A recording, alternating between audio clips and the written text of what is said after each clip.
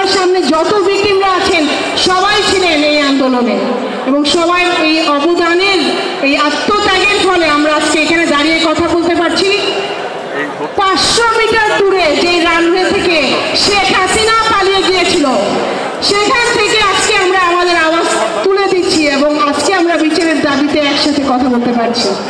আমাদের ভিকটিমদের পক্ষ থেকে যেহেতু কথা বলার সুযোগ আছে, ভিকটিমদের পক্ষ থেকে আমি বলতে চাই যে ইনস্টিটিউশনাল ফ্র্যাগমেন্টেশনগুলো এগুলো বন্ধ করতে হবে, আমাদের সকলের দাবি।